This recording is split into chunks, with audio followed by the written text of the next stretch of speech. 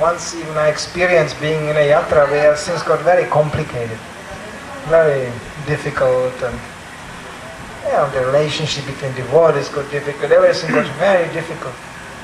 And the local GBC, he did something really wonderful at that moment. He said, we have a book larder full of Chaitanya Charitamritas.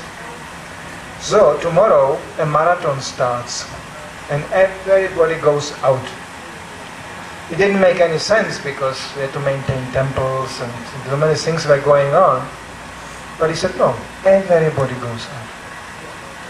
So we ended up in a shopping street which was very long, but not long enough to fit so many devotees. So every 2 meters there was a devotee with a Chaitanya Charitamrita standing there. The karmis were going like this, they were just...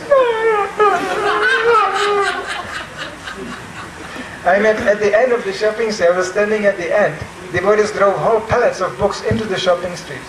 The whole pallet just... And then, by the end of the shopping street, I met people going, okay, I will buy it. They couldn't just give up. They couldn't escape. After 2 weeks of marathon, there was no problem. No managerial problem, no financial problem, no social problem, no psychological problem, no sexual problem. Nothing, no problem.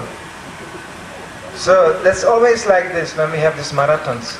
In the beginning, devotees think, oh, it's so difficult, oh, how do we do it? At the end of the marathon, they sometimes wonder, why does it stop?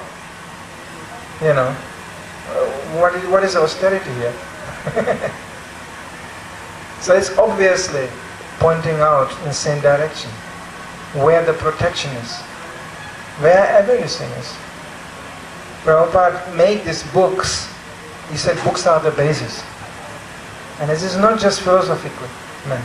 They are the basis for everything. Prabhupada wanted us to build even temples on the basis of books. First books, then temples. As many books you distribute, as many temples you can build. No books, no temples. And the interesting thing is, we saw it, when you have temples without books, only a problem. Prabhupada gave him a lecture, I just heard yesterday a lecture from him. He says, it will become a burden. It was a visionary lecture, He said, if you don't preach and you don't chant Krishna Katha, the temple becomes simply a burden. And the disciples, after the departure of a spiritual master, he says that, will think, our spiritual master left us simply a burden. What to do with it?